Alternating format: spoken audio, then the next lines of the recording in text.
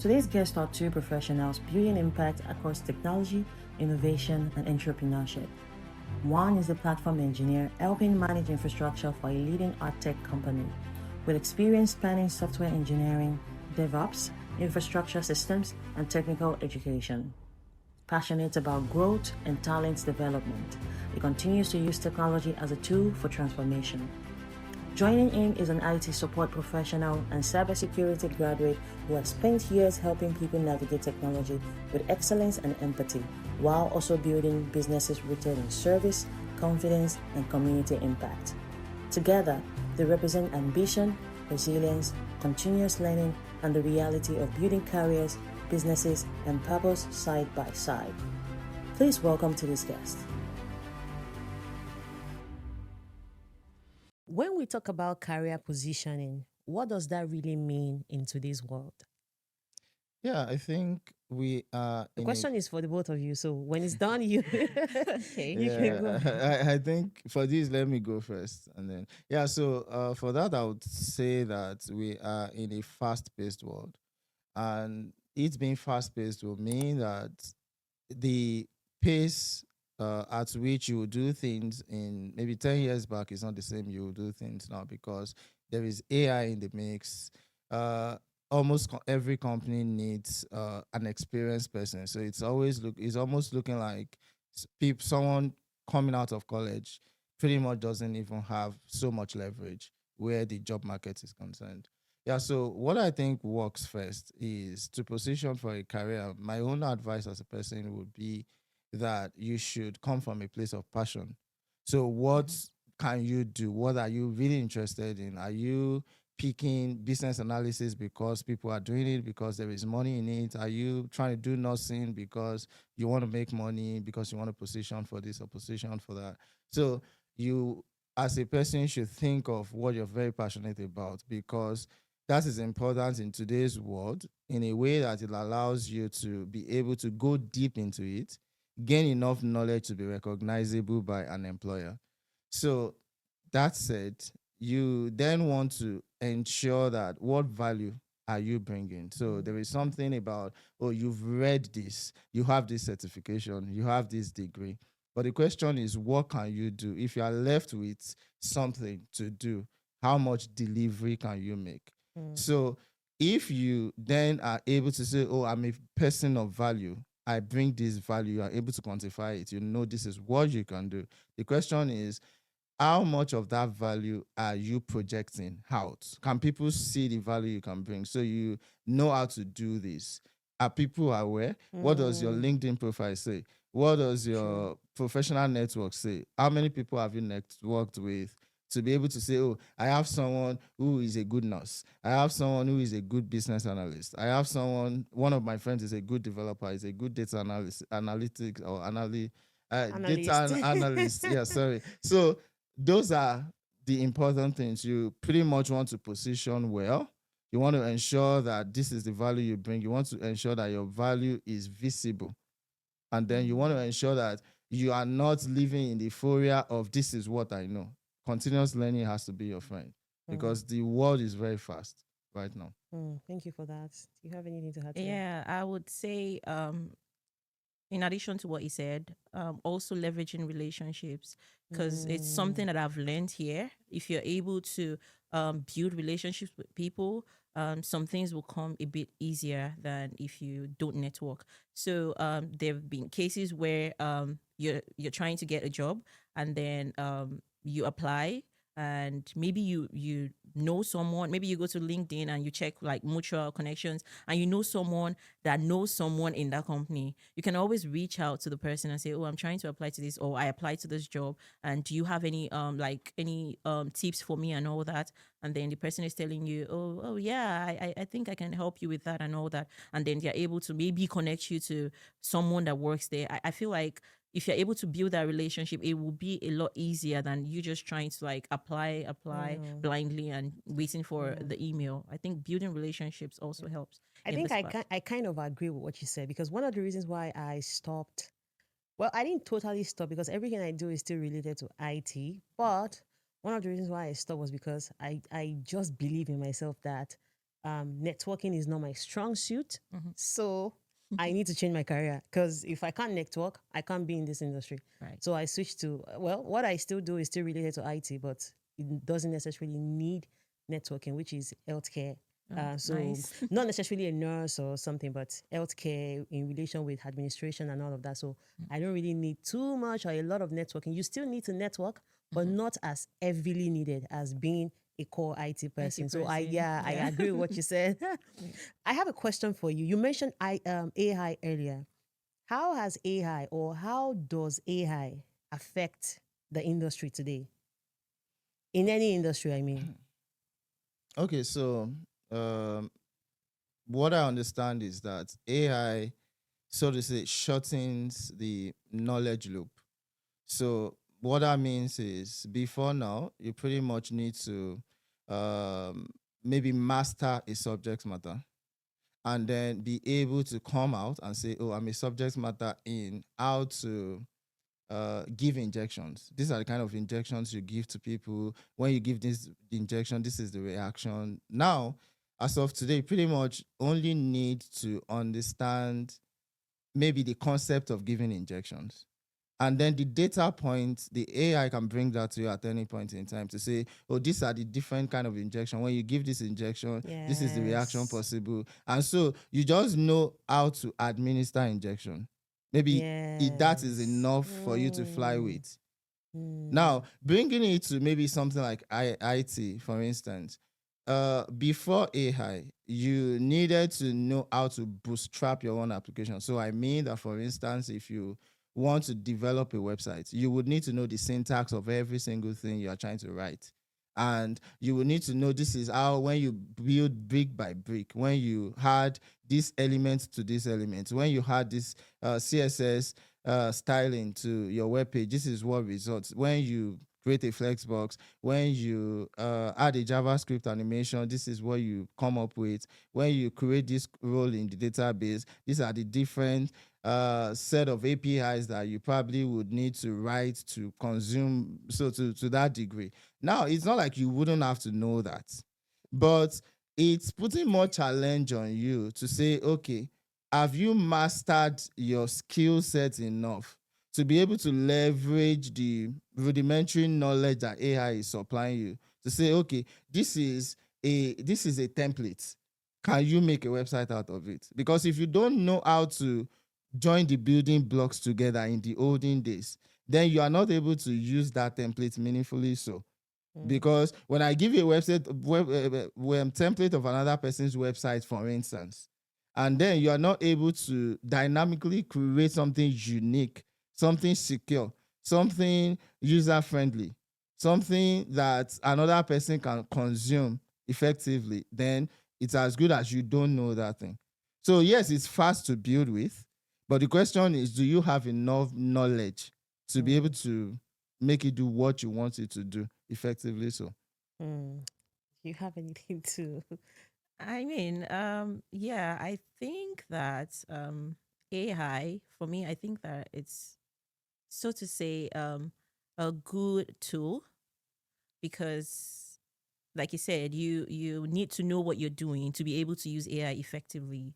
If you don't know what you're doing, you wouldn't be able to maximize the usage of AI. So yeah, I think it's a good tool that when you're able to maximize the potential of the tool, you get results, like good results. So yeah. So, do you think AI is good or bad for us? What would you say? Just good or bad? Um, Do you say it's good or it's I bad? mean, I I, Or I it's wouldn't. 50-50? I think it's 50-50. I wouldn't want to admit that it's Because bad. I I wouldn't want to admit that it's bad yeah, it's because not totally bad. Because 2 years ago, I thought about building a website, and it wasn't as easy as it is now. I just built a yeah, website, and it was so easy that if I don't, I'm not in a time stamped. I can just sit and take my yeah, time to do it myself. yes, Like, I know a true. lot, and I'm not even an IT guru Yeah, person. So yes, I think it's good, but I think it also has its yes, downside. yeah. It has its pros and its cons, and Mm, I just feel like in terms of regulating it, that's one thing that people need to be able to do? Like, how do you regulate AI effectively so that it doesn't become Using it effectively. yeah, so that it doesn't become what you now start to say, oh, I don't think it's a good tool anymore because it didn't, like, it's doing this now, which is not supposed to be. So like AI regulations, like being able to regulate it so much that when we use it, we are always getting the result, the good result, not the bad one. And I think now it's just easily accessible. It's everywhere, Yeah. anywhere. Generative AI. What's the other one? Agentic. Yeah, like it's on your anything you do Yeah, on anything. your Google. It's everywhere. It's, You yeah, need to it's ask everywhere. anything, So and I'm like, what's going on? I feel like it's actually good, but being regulated well will make it perfect. Let me come back to you. What are some of the mistakes that people make when trying to establish career? What mistake do they make? Well, I wouldn't call it strictly a mistake. I would think that there are things you don't know that you probably would need to know, and then maybe your experiences change because of the fact that you don't know them, and you probably would need to adjust along the line. So I pretty much would not say mistake, because then there's no really one strict way of going about this or going about that. But in terms of uh, being in a career trajectory or a career trajectory, the point is understanding, especially in this part of the world, that performance is almost very natural. So what that means is you're not going to get a promotion because you know how to do eye service. If you're good, you're good. Yeah, right. If your work is speaking for you, your work is speaking for you. You don't have to do all the paparazzi and all that. Yeah, so if your work is speaking for you, it is speaking for you. So the point is in understanding that for every meeting you appear in, you are not speaking, you are not communicating, you are not contributing value. That is you already writing your performance report. Oh, 1 second. You just said you don't have to do eye service because your work is good, but you still have to speak during meetings because it's counted as performance. Yes, so you're not to Okay. do eye service, but you are supposed to add value. So if you are an individual contributor in a team, and then there is maybe a 45-minute meeting where they are discussing infrastructure, development, systems that affect the company, and you're managing one of those, even if it is just a question in that meeting, at least you should be able to come up with that. Would you call that positioning, like strategically? Yeah, agreeably so. Oh my God. Okay, so let me ask this question. So how important is strategy versus qualification? I mean, if I'm qualified, do I need to be strategic? So, just as we've established, so to say, AI has made things very fast paced, and that means your company believes, and first of all, your company sees you in number terms. Management, HR, you're seen in number terms. So the question is, you are one singular employee. What amount of revenue are you driving as you are part of that team? What part of company growth are you driving? So you are, so to say, you are evaluated on Based on numbers. Yes. So if that is the case, if you are not pretty much understanding that the work you do is judged on the success of the whole business, then you think that maybe your qualification matter or your position matters. So you could be an engineering leader, you could be maybe a director, maybe whatever it is, whatever position you have. And coupled with your qualification, you could have a PhD, have masters or whatever. But the point is, when you are asked, when something needs to move in the company, are you that person who moves things?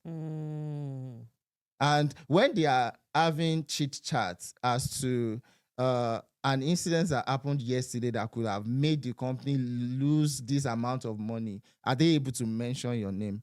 That you were the one that remediated it?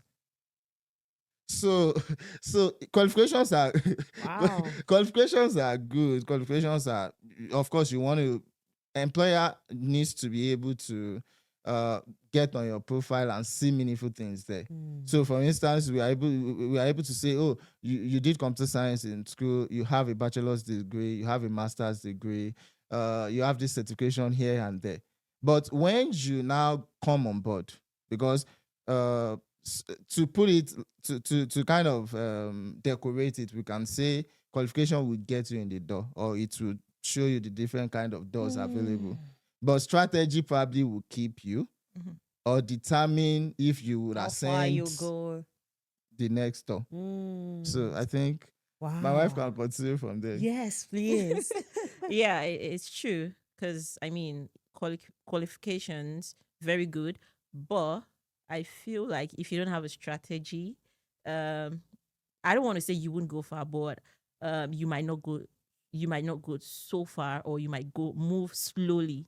Because if you get into a company and, like you said, they're not really seeing your impact. You're not showing up. You're not asking questions. You're not like being involved in things. It will definitely make them feel like it's just like you said, one of the numbers.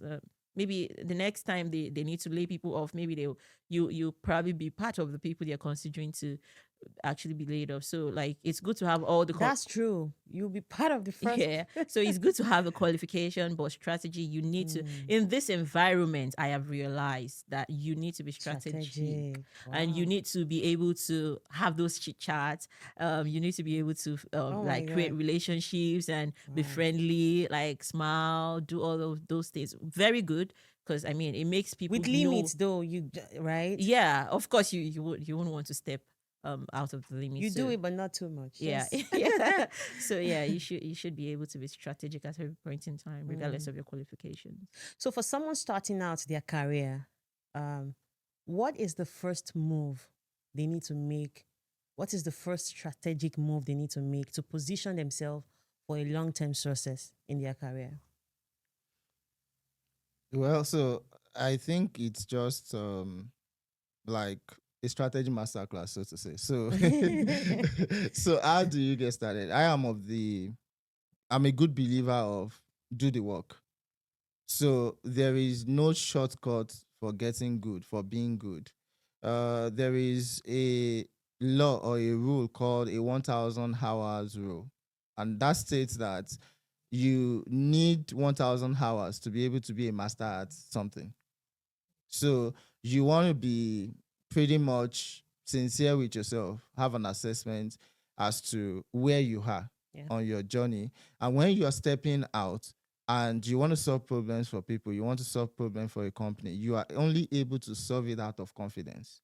And the confidence is only able to come if you have enough knowledge base or enough value you're bringing to the table.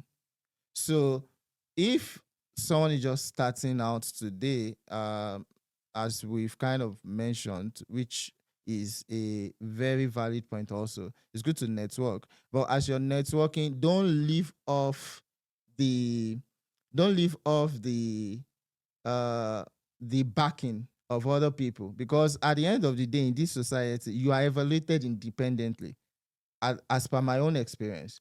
So if you got in a job on the basis of recommendation, the question is, are you able to make that recommendation worthwhile? I saw something on Twitter recently where someone was saying, if you are trying to recommend somebody for a job, you want to be sure of the kind of person you are recommending for a job, so that you wouldn't end up getting interviewed again yourself. Because they will be like, oh, you brought this kind of person for us. Yes. Are you sure you yourself You know what you're you doing. know what you're doing? So do the work, till the ground, have knowledge. Don't allow the fast-paced moving of everything, the AI buzz and all of that. Don't let it get to you.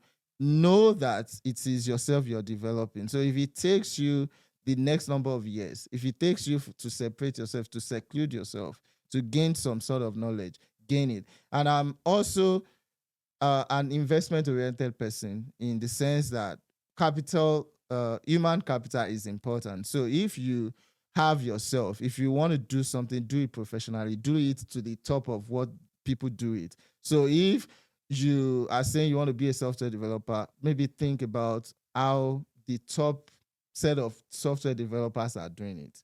How can you model a bit of that? You don't want to be them. Okay. Because I was going to say you're just starting out. You Yeah, don't you- have the years of experience they have. Yeah, you don't want to So be you them. want to take it slowly. Yeah, you don't want to be them, but if you don't have that ceiling, that high ceiling, you are limited. Like they can see the potential in you. This person is fast growing. You can. So, for get example, there. I've been a part of a team where, for example, when I started in that team, I'm actually not anywhere close to what they want. But they saw my desire my curiosity to gain knowledge. They saw my tenacity to sit with a problem. Because that's another thing that can be a bit limiting for people in this age, not being able to sit until you get a solution. As a developer, development will teach you that. Yeah. Software development is going to teach you that, because if you don't sit with it overnight to make it work, it's not going to work. Yeah. But for a career that maybe is not that rigorous, you might be too relaxed to not understand that you need to drive yourself. So you have to work outside your work hours. No. You don't have to work outside of your work hours. But I'm saying that, for instance, let's say you are a nurse. I don't know so much about nursing, but let's say you are a nurse. Maybe there are different professional certifications you can pick up that might not be convenient. Maybe there are associations you could join. Maybe there are some things you can do that can maybe put you on the board of trustee in the future. Maybe there are some things you can do that can make you a consultant yourself later. So I'm just saying, if you go with the fact that I'm just a registered nurse, you can do that for 30 years and that will be Exactly. You're right. I get it. Yeah. it. So Thank you for that. So in terms of career in the Western world, what advice would you give someone who's, for instance, relocating from a developing country? okay. You want her to answer? Yeah, the she should question? go first. Okay. Yeah. Okay, I think that you need to understand that, okay, because you're switching location and you're coming to this part of the world, you need to understand that, first of all, consistency is what works here. You coming from a developing country, you could be able to maybe stay on a job and continue to just prove yourself and work and all that, and it's working for you, you get promotions. But here, you need to keep up what you're doing. You need to be consistent to be able to get really recognized, to be able to have leverage, so to say. Because I mean, when I first got here, it was something I had to learn. Because sometimes when you apply to jobs, you're getting rejections. You'll be like, this is not how it is where I'm coming from. So you want to you at that point you're disappointed. You're like, I'm done. I'm just done. But I've realized that in this place, for you to be able to really indeed succeed, you need to be consistent. You need to put your mind to it and get it done, and do it to the extent that yes, you get results. Because I mean, I think the biggest thing, like the big thing you just said, is do it to the extent that you get results. Oh my, I love that. Do it to the extent that you get result, and until you get result, you're not backing down. That's it. Yeah. That's it. I mean, continue what you're saying. So and then you when you're consistent, you definitely, it might take a while, but you definitely get results. That's what I know. You definitely get results. And then when you start seeing the results, you don't need to relax. You need to next keep level. Yes, you need to keep at it for you to be able to progress in your career and all that. So I mean, coming from like a developing country, you just need to have that consistency mindset. If not, you probably just settle for whatever you get. Consistency mindset. Yeah. Thank you. We're waiting for your contribution. Okay, yeah. So I think I would say that, first of all, don't judge yourself. Right. So that comparison syndrome can be. yeah, and you pretty much want to understand that if you're not good, you will not be here. Okay. If you are not that good or bright, Right. you won't be here. Right. So if that is the conclusion, if you know that you are a bright person, then you want to turn your potential around and make something out of it. Mm. So, like she said, it is important to be able to sit with something and make sense of it. Mm. If it takes you starting all over, if it takes Right. you having to be at the tutelage of someone else just to find your footing.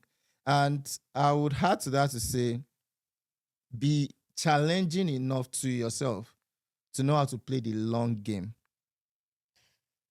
Why? Why? Because there's so many things trying to catch your attention. Yeah.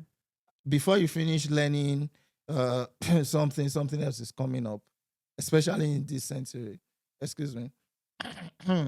So before you finish doing something, maybe as a woman, the next thing is going to be pregnancy. Maybe the next thing is going to be this. Maybe the next thing is going to be that. So if it is a remote job you want, maybe you are coming from a system where you're already doing remote job, and then you have applied for 200 remote jobs you're not getting. It doesn't say that you won't still get one. True. So if you're able to understand and put value on yourself and be able to see things, because what I've realized here is that to get picked, you need to be twice as good as the best person. You need to be twice as good as the best person to Yes. get picked. To get picked on merit. Twice as good. Yeah, Wow. to because you're coming to a society where everybody is a professional, whether you want to think of it the way you want to think of it. Right. You've been harvested, so to say. The brightest of everybody around the world they've been harvested and put together. Right. Right. So you are contending with the top of talent, the toppest of talents. So That's a light bulb though. so don't let your talent remain just a talent that is not discoverable, because if a talent is brighter than your own, then yours would not be visible. Not like there are not different fortunate scenarios that could single you out. But the thing is, if you're waiting for fortunate scenarios, you can as well put in effort to be much more fortunate. So down the line, 3 years down the line, 2 years down the line, 5 years down the line, you might not be doing what you're doing. For instance, I spoke with a friend 3 days ago. He called me and he was like, "Oh, I need your help. I'm suffering. I am at a situation where I need someone to help me." And I'm like, "Is it that your car broke down in the middle of the road, or what's wrong?" So when we now spoke, it was now like, for the past 3 years, I've been doing a 17-hour job, a $17 per hour job. And I'm like, and we spoke for like 30 minutes. And what we came out of from that conversation is that if it takes you to start afresh, don't say I did food science. He did food science. So he had worked as a food science. He had masters in food science. And I'm like, you need to connect the existing value you have to the predominant value that exists in this society. Oh, you need to connect the existing value that you have. You are a valuable person. Because you are valuable, but there's a predominant value in this. Yes. So don't let this society make you understand that you are not valuable. Of who you are. You are valuable, but if you don't decorate your value as you are bringing it, it might not be meaningful in this system. Right. So we were in that conversation. Because food science, they make a lot of money. What's going on? Right. They make a lot of money. So we're like, if it takes you maybe to pick up another career, to think maybe going into construction, going into anything that can shine light into what you have within you, that would be good. And again, just to say, wrap up my long epistle, you also want to be a master of soft skills. Soft skills. because we are in a society where you are first of all judged, Yeah. not right? essentially by the color of your skin, but when an employer in this society is having an interview with you, they are, so to say, they are rating your intelligence in a Yeah. team. They Right. are rating your culture fit. Mm. So you might be the best person there is in terms of what you know, but if they don't see you as culturally fitting, you won't get into that company. Right. Thank you very much. And that wraps up today's episode. But before we go, do you have anything else you want to add up before we wrap this up finally? Be yourself. You are the best. Go for it. Mm. But don't be too short-sighted. Don't Mm. limit yourself. Appear there. Understand that you're competing with the best of the people around the world. You are also one of the best, but spotlight yourself. Spotlight yourself. And that wraps up today's episode. I hope that you've subscribed to this channel. If you haven't, do it now. And until next time, stay centered.